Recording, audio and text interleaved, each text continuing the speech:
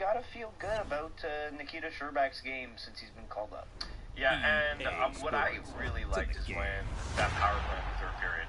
I just like the way that he was working the boards. Well, it looked like one of those games you called when you played for the Rockets. And he always. He did a better job. He did a better job on the second unit with the power play on that left side than Jonathan Drouin did with the first. Yes, and it's something he does incredibly well. Is manage that power play and manage that puck, and I really like him in that situation. I really like to see that push towards the number one unit. Just down the stretch here, have him play with, instead of playing with Carr and Hudon and Riley, give him Galchenyuk for a power play, give him Gallagher for a power play, give him Petrie for a power play, even Jonathan Drouin, give him one of those players. I'd like to see Nikita Sherbak on a first unit power play down the stretch here for the Canadians. That's one of the takeaways I have for Nikita Sherbak. And the other thing is, his goal is what makes you excited about him. How easy did he make? I know he's on a breakaway. On shorthand, he had all the time in the world. So there were 2 penalty shots, and neither of those guys scored. But this was actually a breakaway in the game, and he was actually coming in on a tough angle. How easy did he make that goal? He's got great hands, and that part of his game, we always knew it was there. Mm-hmm. So it's kind of not surprising. But yeah, he made it look really easy. Just the soft hands, make the goalie bite, flip it up over him. With as much room as he wanted. And now, yes, he is a guy that's had success in the AHL. It's also the third string goalie. That's what I meant. He's doing that against an AHL goalie. Yeah. There's no NHL play there. He has a puck. He has had success in the AHL. He's trying to make the NHL, and he made an AHL goalie look like an AHL goalie. That is exactly what you get from Nikita Sherbak at the AHL level. How can he do that? Would Matt Murray would have made that save? Would another goal? You know what I mean? Would have they been to the move that he pulled? Because it just did look that easy. 514-790-1690. Your thoughts on Nikita Sherbak tonight. The other player, Mitch, Carey Price. How are you going to evaluate Carey Price tonight? Well, Sean, typically I go by the stats. Yes. 872 save percentage. Mm-hmm. That's not good. Almost 40 shots. But he didn't stop very many of them. I'll say there was one goal that was a complete. I don't want to use the word Tony. I got to come up with my own thing. Okay. It was soft. Okay, it was a bad goal. Okay. The Hornqvist goal, the second goal, you got to stop that. A puck from the slot on the ice. He knew it. The Malkin goal, he's got somebody on top of him. The Crosby goal, that's just a ridiculous ridiculous play by one of the best players of all time. The Brassard goal, Brassard's allowed to walk right into the slot, and he has passing options, and he makes a perfect shot. I don't know what Price can do there. The Gensel goal, maybe down by 1, you want your goalie to make that big save if he's the best player in the league. So I'll fold him on two of the five. 2 of the 5, but still, it's Carey Price. Expecting more than an 872, and I know. The last time I said that was the game, I think it was when they played in Philadelphia, and fans got mad because, look at the defense in front of him. Look at this. Look how many big saves he made. He made so many highlight reel saves. You can't just look at the stats. Well, Sean, Antti Niemi, his stats they've been consistently good with the same defense in front of him. Yes. So they keep blaming the defense every time Price plays badly. I didn't think he was great. I didn't think he was what you need him to be. All right, so there are a couple players I want to hear from, 514-790-1690, and it's interesting that I have a couple players that I can hear from because I have a question on 2 players. One is Carey Price, and one is Nikita Sherbak. So 514-790-1690. Where are we going, Dave? Okay, we're going to hear from Carey Price first. Carey Price, post-game, after their loss to Pittsburgh. I felt pretty good. Pretty good team to go against, and I thought we played a pretty good game tonight. That Sidney Crosby goal was impossible to stop. He was surprised, really. It's a great play. I tried to hit it, and he got it first, and then he batted it back in, and that was pretty impressive. What can you say about the Malkin goal? I'm not surprised. You go to the net and you get lucky. I don't think it was a goal interference personally. being down 2-0, is there something positive to take out of the fact that at least the guys were able to battle back and take the lead? Sure. I thought, like I said, I thought we played a pretty solid game against a good team. The boys said this morning that you've been watching a lot of videos on their power play, but it seems they're always doing something different. Is it hard to play against a team that's always bringing something different on their power play? Yeah, they got a lot of weapons on that power play, and they seem to be able to find the holes and find open ice. It's what a good power play does. It's tough when you have so many different options up there. Yeah, they're good at finding open spots on the ice, and they have a lot of players with great vision and finding those guys. That was your officially how did the play up? Does it change anything, or you kind of already knew that what's gonna happen? I already know it, so. You're up for a month and come back and the first shot you face is a penalty shot. Welcome back. You're thinking that's some kind of cool joke at this point. Yeah. But stopped it, so yeah, happy about that. Did the last one go off Peters stick? I don't think so. He went straight in. It was pretty chop. There you go, Carey Price post-game. He's in a different type of mood this time around. Even Mitch, you deal with Carey Price a lot on home games in Montreal. Taking some matches, thought they played pretty good goal, but the first goal at the beginning of Malkin saying you didn't even think it was goalie interference. Yeah, I just tweeted that it's refreshing. It's refreshing to hear that, right? These players, and Sean, they typically argue every call that goes against them, and they always feel as though things could have went a little bit differently. So I like hearing that from Price, especially with all the debate with goaltender interference, and that play specifically. Like, if he would have went the other way with it and said he thought he was interfered with, I wouldn't blame him.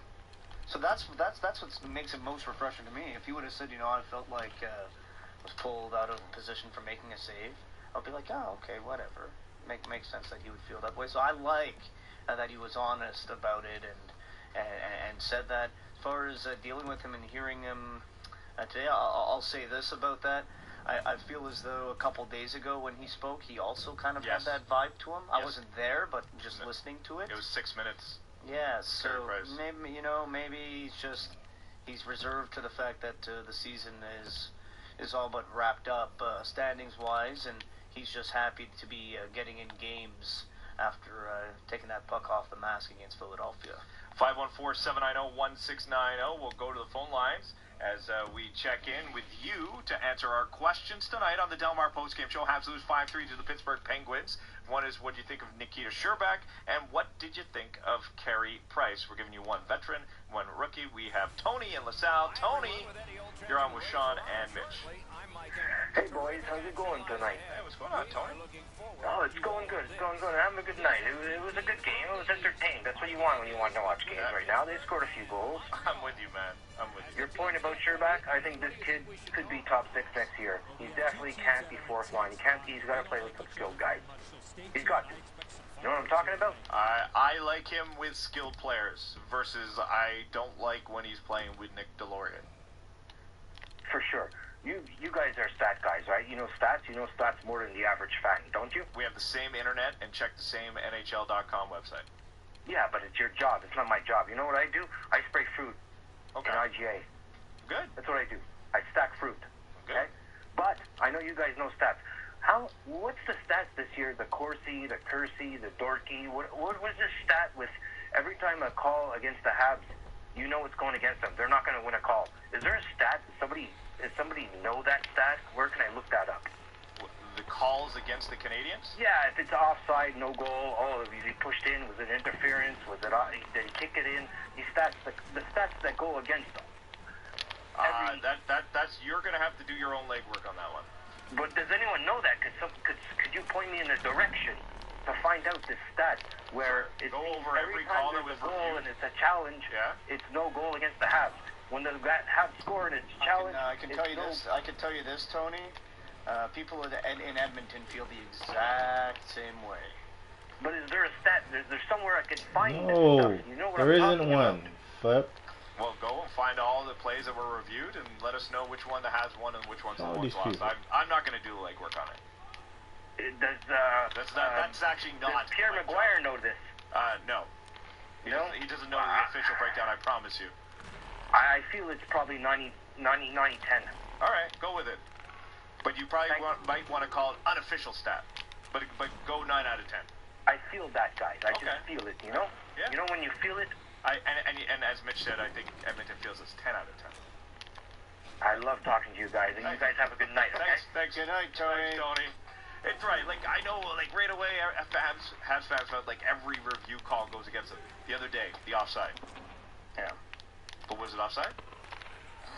Yeah. No, it wasn't even close. It wasn't even the foot over. It wasn't even, like, foot in the air or over. It was offside. How is it? So does that count of a call going against the Canadians? Oh, yeah, it does, I guess, in Tony's mind. Okay, I just want to know, does that... What about the games out against Toronto? Plekanec, Lindgren, how'd that call go for the Canadians? Oh, that's the 1 out of... He said 9 out of 10. All right. He said 9 out of 10. Right. Unofficially, though. Unofficially. Because I told him he could say all the stats you want. If you say unofficially, then you can say anything you want. Because I'll tell you, unofficially, the Canadians, they get this many... You can break it all down if you want, But Sean, here's what I'll say. And you know that they have to call Toronto, right? Mm-hmm. They call Toronto. I know that bothers a lot of Canadians fans. It would bother a lot Toronto's of people. out to get them. If the NHL head office Toronto. We're still in Montreal, right? Then Toronto would be like, they gotta call Montreal. They gotta call New York. They gotta call, like, whatever. I don't think anyone would care if it was New York.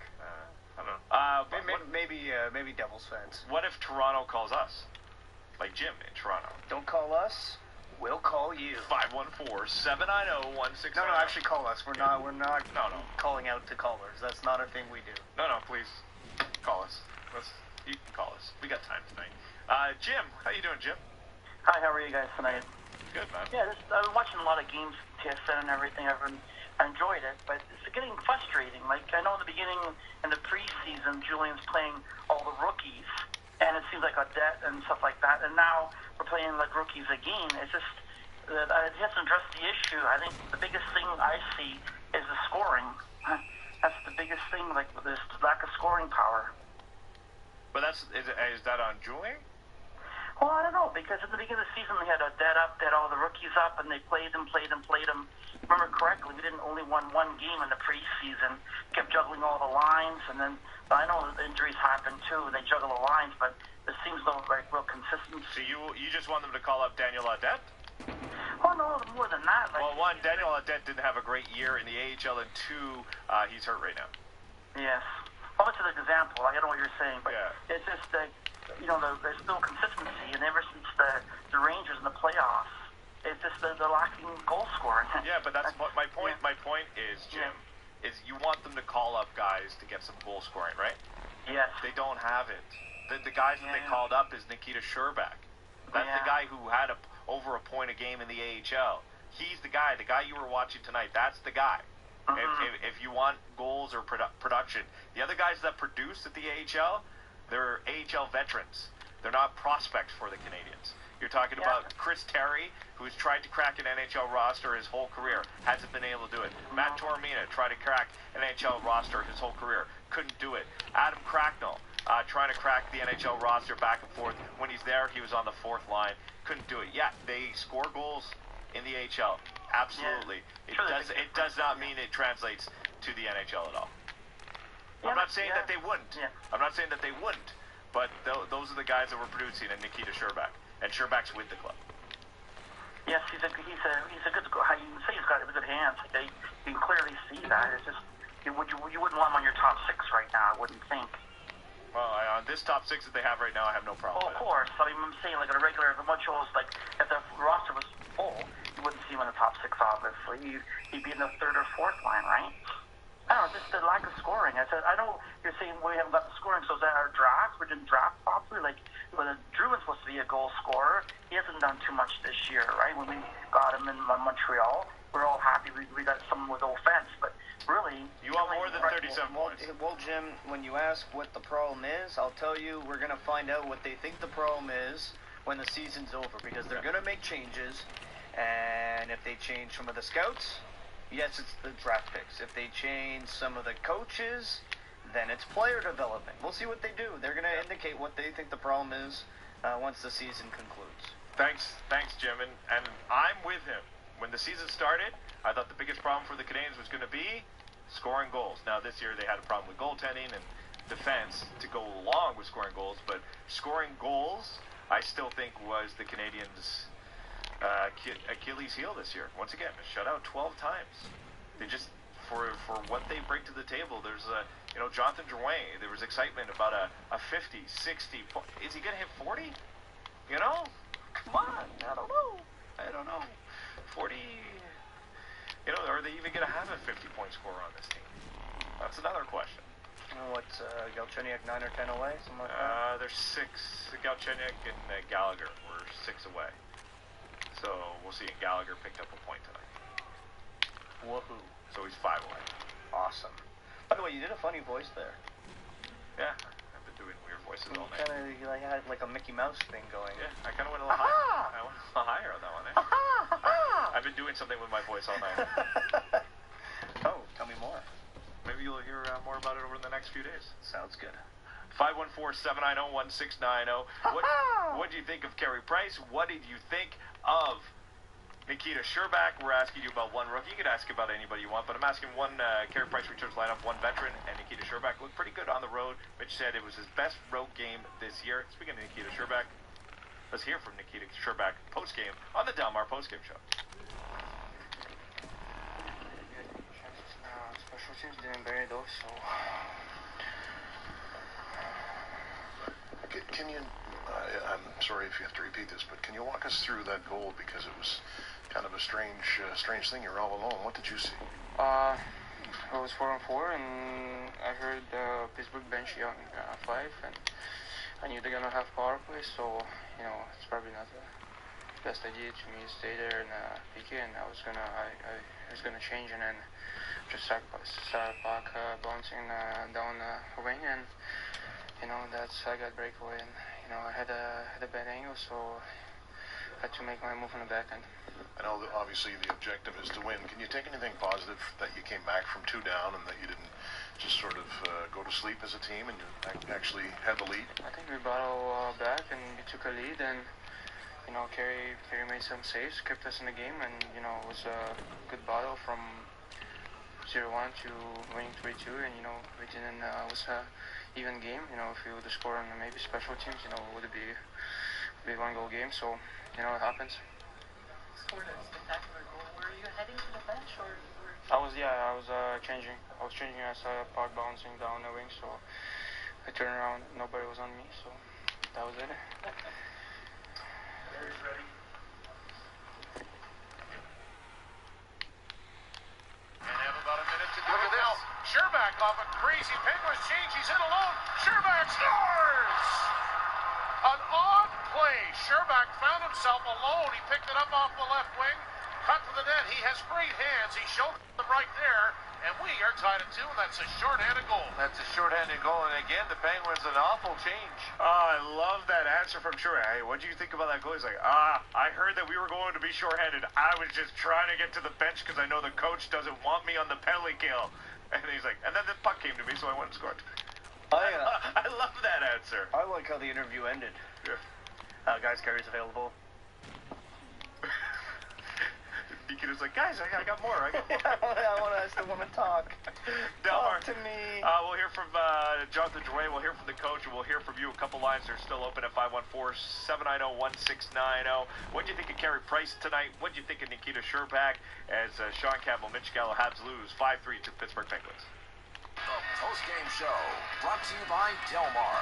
Logistics made simple for over 50 years. And by Burger Bar Crescent, on your home hockey, TSN 690. How do you cram 50 years of supply chain, customs compliance, and cargo management solutions into a 30-second commercial? First, say Delmar. Then list Delmar's core services: freight, trucking, customs, and distribution. Cutting-edge, cost-effective cargo management solutions. That's Delmar. Whether you're shipping goods internationally, just over the border, or domestically, click on DelmarCargo.com or call 1-888-4-DELMAR. Delmar, logistics made simple for over 50 years.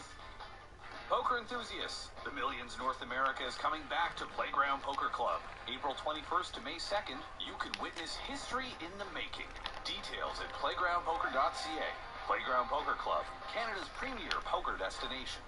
This is real! 16 teams remain. The dream is alive! As big programs and Cinderella stories fight for a spot in the Elite Eight. NCAA March Madness Sweet 16. Thursday at 7 on TSN. How Bell makes sharing better. Hey, Dad, can I borrow your... Nope. Okay, then. What about your... Nope. Okay. What about some of your data? No problemo. Switch the family and share on Quebec's best mobile network. Get 2 premium lines and 2 bring-your-own-device lines with 12 gigs of shareable data, unlimited nationwide calling, and text, picture, and video messaging for only $55 a month per user on a 2-year term. Additional charges apply. Call 1-888-4MOBILE or visit a Bell store for details. Bell, sharing just got better. At Autre Restaurant, the Mile End is definitely one of my favorite restaurants in Montreal. The casual atmosphere, the excellent wood-fired pizzas made with the tastiest dough, the home-style pasta, the smoked and grilled chicken, their incredible calzones, and much more, all made daily with the freshest ingredients. Go try it for yourself. You'll love it. At Autre Restaurant on Saint-Viateur and L'Esplanade with valet parking on the weekend at autrerestaurant.com. Stop in at Reuben's for a famous super sandwich or a premium steak cut. Reuben's Deli and Steakhouse. It's as Montreal as Mount Royal, hockey, or smoked meat. St. Catherine and Peel in the heart of downtown Montreal. RubensDeli.com. Are you the parents of a die-hard Habs fan aged 12 or under? Then register them for the O Sole Mio Canadians Fan Club. Many subscription options are available. On top of receiving a kit full of Canadians-themed items, if your child is between the ages of 5 and 12, they're eligible to become one of the official Scotiabank Canadians flag bearers during the opening ceremony of a home game. Head to Canadians.com/fan club now to discover all the subscription options and exclusive contests. At Ford, we like to change the game. More than a win or loss, it's an energy that unites us. More than a series of challenges, it's a vision of a better tomorrow. The future is in front of us, today. More than a moment, it's a turning point. More than a destination, it's a journey. The best is still to come and ready to be conquered. And we are fully charged to surpass anything you can imagine. Ford, together, let's go further. Official automotive partner of the Montreal Canadiens. The Postgame Show, brought to you by Del Mar. Logistics made simple for over 50 years. And by Burger Bar Crescent, on your home for hockey. TSN 690. Up front of the net, and Price and down they score. A perfect playing, a big crowd in front. And it looks like the Penguins are on the board as Price got knocked off balance. Montreal is requesting a coach's challenge for goaltender interference. I thought they might do that. Why not? I think it would be Malkin's if it is. Yep. After review, it's confirmed as a good goal. So it will be Evgeny Malkin's 41st. There you go. That did count. A little controversy, but Claude Julien was not very happy.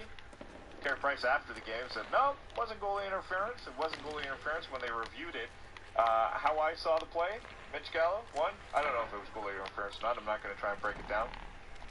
But if Carey Price didn't lose an edge before the whole play, he made the initial save, and then he was backing up, and he was falling on his own. He made the save on the Malkin dive. I just think that save would have been easier, or just it would have rolled into his glove, and he would have been able to cover up if he wasn't falling already from his initial stumble. Maybe he had a run. I'm not sure. It's like he just caught an edge. It was a very unlucky play, and then Malkin dove for the loose puck. Del Mar postgame show, Sean Campbell, Mitch Gallo. I want to know what the coach thought about that. We're going to get right back to the phone calls, as I know that we have Amir Hollywood, Nick, and David. We're going to get to you momentarily, but the coach's comments brought to you by Honda Blainville, Honda Il Perot. They know their Hondas. Well, did you get an explanation on just goaltender interference not being held up? No, and we normally don't. And, right. So it's probably another one of those, I guess, replays that you'll see GMs discuss about. Because right now it doesn't even matter even if they explain it. We don't get it. So it's a matter of not wasting our time and just moving on. We have no, it's never the same thing. So that's not worth arguing. power plays against tonight.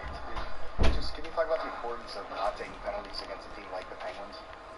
Well, when they're tops, on the power play, there's no doubt that you want to stay out of the penalty box. But at the same time, we have to do a better job, and that's been our issue, for most of the year. And we have chances to clear the puck, we don't. And when you're against the best power play, it ends up in the back of your net.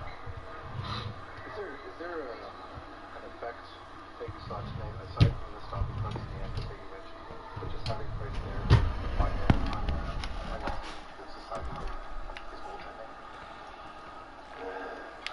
Just having him back. It's good to have him back.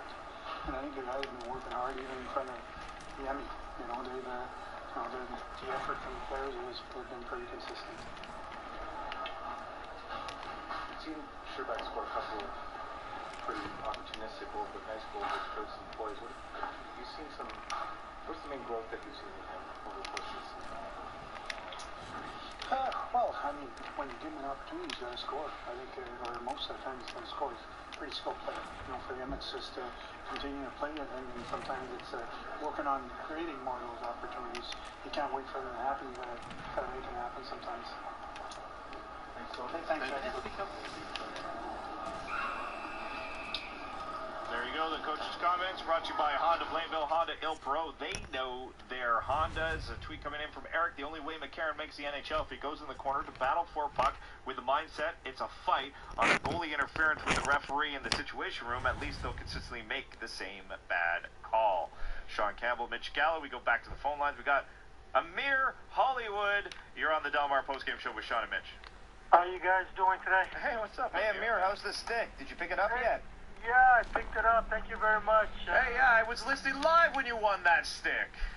Yeah, I just haven't used it yet, but thank you very much. It's a beauty, man. I've used it 3 times. I love it. Was that JSO Bank? Yeah. That was the one. Yeah, I was listening.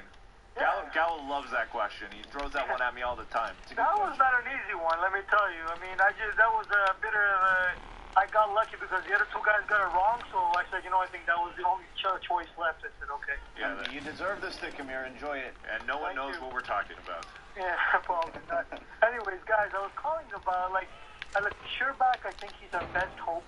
I think this guy's looking good. I think this guy should be playing 20 minutes a game. This guy should be playing power play, disadvantage. Let's see what this kid is made out of. I think this guy should be getting as much ice time as possible. And as it goes for Carey Price he's looking average. I mean, playing Pittsburgh, what are you expecting? But I come from the same school as Pierre McGuire. This guy should not be in the lineup. You know why? Number one reason is you're going for the top draft choice. You're trying to get the lowest possible. Why would you want to put a goalie who will give you a chance to win when you don't need to win right now? I mean, you don't want to win any games right now. Why are you giving this guy can steal you games? Why are you putting him in the lineup? Why? Yeah, I get what you're saying, but you're really worrying about the difference between 9.5 and 10.5 and 12.5%. Not even 9 to 12.5 might be a little too far for them. Yeah. Okay. You're worrying about 7.5 and 8.5. You're worrying about half percentage points. Yeah, but still, you want to get the best possible chance as possible right now. They lose 8 out of 9 or 9 out of 9. So, but that's the thing. So again, if that's your theory, then you don't. Then I assume you don't want Gallagher in the lineup. No, I mean I understand, but then you don't want Byron in the lineup. You don't want Galchenyuk in the lineup. I mean, you got to draw a line somewhere, and there is no. And the thing is, Amir, there is no line. The guy's healthy. He's ready to go. He's playing. There is no line for this. No, I understand that, but he came out of a concussion. It's very easy to say we're keeping him out just for precautionary reasons. You don't think that they were doing that? Yeah, but we'll go out, keep him off for the rest of the year. Why you got to put him in now? It's an argument I've been having all week that Yeah, I'm on your side with that, Amir. Yeah. Why now? I mean, if he's already out, no fans are going to say, well, you're not playing him. Well, they already know you have a He's healthy. He wants to play. The coach wants him to play.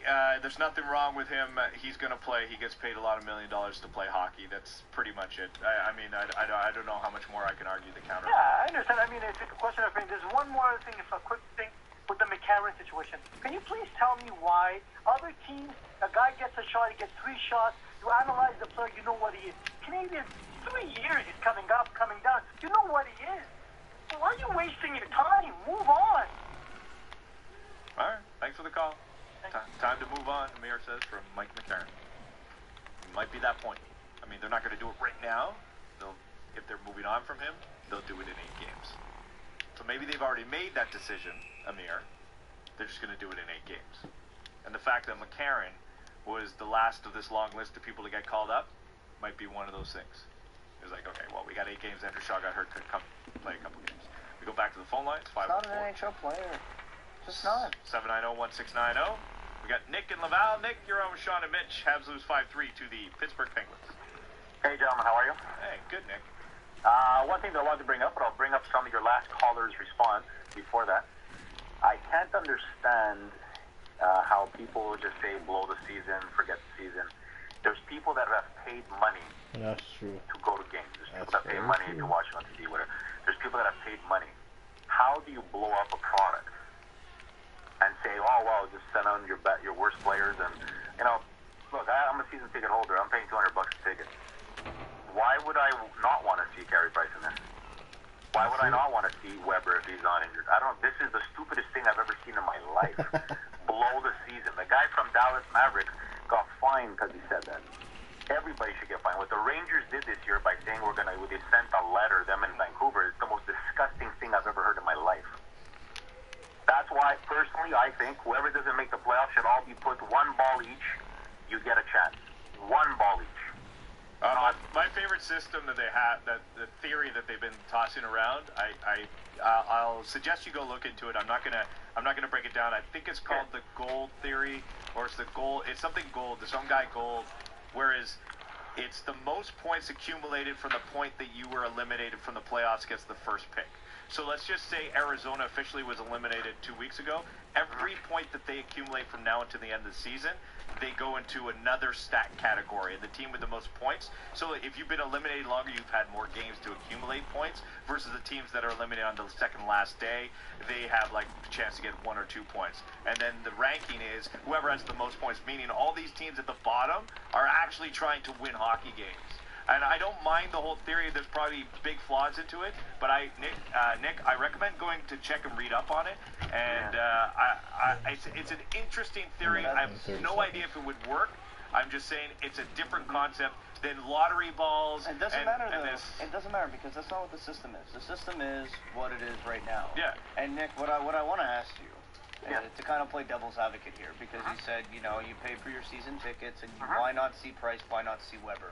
I'll ask you, hypothetically, would you rather not see Price for 10 games and then see Rasmus Dahlin for 41 next year, or have Price for 10 games and don't have Rasmus Dahlin? There's no guarantee you're getting Rasmus Dahlin. And you know what? I want to go and see a product. But it's like telling me... Hold on, yes, go. Because by saying there's no guarantees to get Dahlin, you're right, but let's just say you do get him. Okay. Would you prefer 10 for meaningless games with Price, or day 1 next year you have the top pick? But you're not guaranteed the top pick. That's what I'm trying to tell you. So you're telling me something that might not happen. It probably won't happen. And it doesn't mean if you get a first rounder, which a lot of first rounders have become busts, first overall, like Yakupov a few years ago. I mean, a lot of them do become busts, and a lot of them, sure, they're great. But I mean, if we're just going to blow games, remember, people are paying for this, guys. If you notice the NHL, look around lately. The arenas are empty. They're not empty because this product is amazing. They're getting empty because this product is too expensive.